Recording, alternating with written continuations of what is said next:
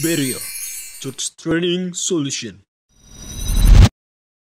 Shalom rekan-rekan sekalian, melalui video ini kami kembali ingin berbagi kepada rekan-rekan sekalian, khususnya para pengkhotbah, mengenai metode berkhotbah. Khususnya kali ini kita akan membahas mengenai dua metode yang mungkin memang berbeda, tapi juga bisa dikombinasikan juga dan bisa juga dipilih untuk metode berkhotbah yang lebih sesuai dan lebih nyaman buat rekan-rekan sekalian.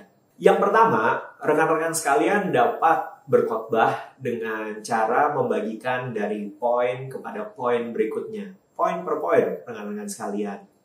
Kita tahu bahwa di Alkitab ada begitu banyak contoh di mana disampaikan kebenaran dalam bentuk poin per poin.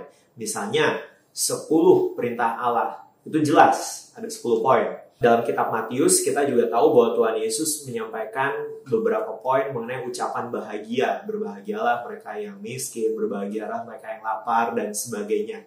Hal ini pun dapat kita praktekkan sampai dengan zaman sekarang ini. Bagi rekan-rekan sekalian yang memang bertalenta untuk mengajar, maka metode berkhotbah ini sangat baik karena ini merupakan suatu khotbah yang sifatnya juga memang sistematis, di mana ada beberapa poin yang dibagikan. Dan saya mendorong untuk rekan-rekan sekalian yang menyukai berkhotbah dengan cara seperti ini, yaitu poin per poin, biasakanlah untuk membuat kerangka khotbah, untuk membuat poin-poin apa saja yang mau dibagikan. Kalau misalnya poinnya 3 langkah menuju keluarga bahagia, ya sudah dibuat kerangkanya dengan sistematis. Poin 1 apa? Poin kedua apa? Poin ketiga apa? Kalau misalnya rekan-rekan sekalian ingin menyampaikan khotbah 5 langkah untuk merubah kota, ya sudah dibuat secara jelas. Poin 1 apa? Demikian seterusnya sampai dengan poin kelima. Karena sering sekali kalau misalnya berkhotbah dengan cara seperti ini, antara poin yang satu dengan poin yang berikutnya sebenarnya tidak terlalu berbeda. Nah, itu tidak boleh. Kalau misalnya memang niatan rekan-rekan sekalian menyampaikan 5 cara mengubah kota, ya sudah, maka memang ada 5 hal yang jelas berbeda untuk disampaikan. Dan kemudian nanti di akhir khotbah, rekan-rekan sekalian bisa merefresh kembali. Untuk para pendengarnya itu mengingat kembali, poin pertama seperti ini, poin kedua seperti ini, demikian sampai poin kelima.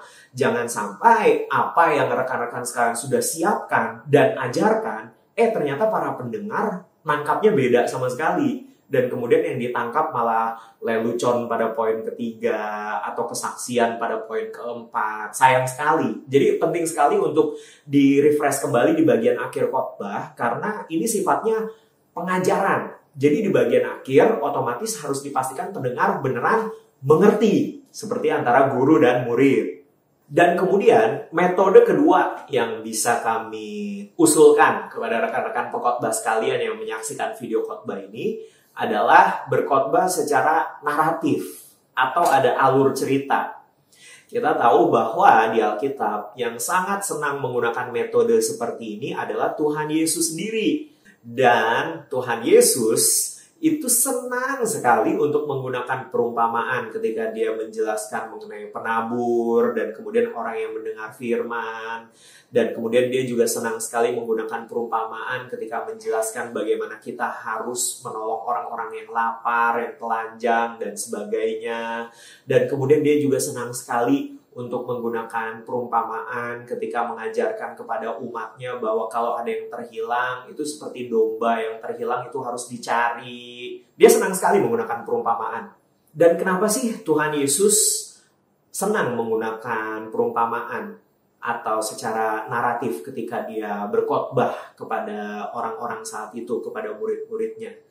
Tujuan Tuhan Yesus adalah supaya mereka lebih mudah untuk mengerti. Jadi dibuatkan seperti analogi orang yang terhilang itu seperti domba yang tersesat. Dibuatkan analogi seperti itu.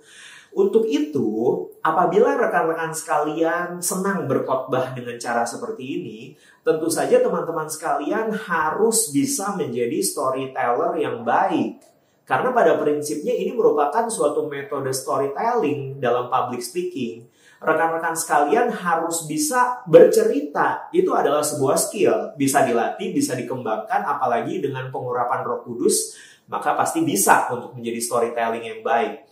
Nah, dalam metode seperti ini sangat penting untuk rekan-rekan sekalian bisa menjadi storyteller yang baik, menggunakan intonasi yang menarik, menggunakan penekanan-penekanan pada bagian-bagian tertentu dalam khotbah Anda, dan kemudian menarik minat pendengar seolah mereka jadi akan menantikan ini narasinya si pengkhotbah nih maksudnya apa nih, bagian akhirnya kita akan belajar apa nih, membuat para pendengar terhanyut dalam cerita yang Anda sampaikan. Dan untuk itu bisa kita tebak bahwa kebanyakan khotbah dengan metode seperti ini nantinya hanya akan ada satu kesimpulan besar saja di bagian akhir khotbah.